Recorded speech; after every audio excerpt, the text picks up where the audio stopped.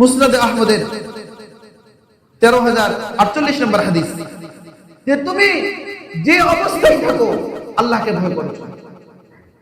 এটা অনেক বড় উপদেশ। ইত্তাকিল্লাহ, আল্লাহকে ভয় করো। হাইসুমা তুম জাহা কাহি ভি হো, আমরা যে কোনো কোথাও থাকি, গর্তের ভিতরেও যদি থাকি, তাহলে সেখানে কে দেখতেছে বলে? আল্লাহ তাআলা দেখতেছে, শুনতেছে।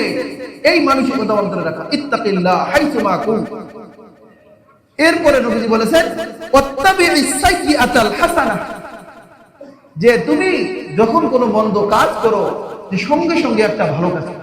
ওই যে বলে ইন্নাল হাসানাত ইযহিবুনাস সাইয়্যাত, যে তুমি যখন ভালো কাজ করবে, মন্দ কাজটা অটোমেটিক্যালি দূর হয়ে যাবে। কোন গুনাহের কাজ হয়ে গেছে, সঙ্গে সঙ্গে 2 রাকাত তাওবার নামাজ পড়ো। গুনাহের কাজ হয়ে গেছে, আস্তাগফিরুল্লাহ, নামাজ পড়ার কোনো সুযোগ নাই, পরিস্থিতি নাই, তো কমপক্ষে আস্তাগফিরুল্লাহ আল্লাযী লা ইলাহা ইল্লা হুয়াল হাইয়ুল কাইয়্যুম, এটা পড়ে। আপনি 2 রাকাত নামাজ, নফল নামাজ পড়তেছেন, সেখানেই তাওবার নিয়ত করেন।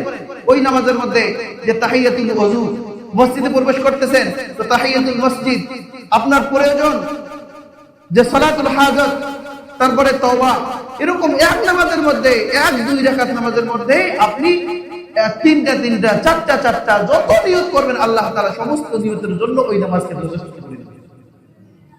কত সুযোগ! তো রাসূল কারীম সাল্লাল্লাহু আলাইহি ওয়াসাল্লামের উপদেশ হলো, তোমরা যেখানেই থাকো আল্লাহকে ভয় করে চলো, আর যখনই কোনো মন্দ কাজ করবে, সঙ্গে সঙ্গে একটা ভালো কাজ করে ফেলবে। এই ভালো কাজটা মন্দ কাজকে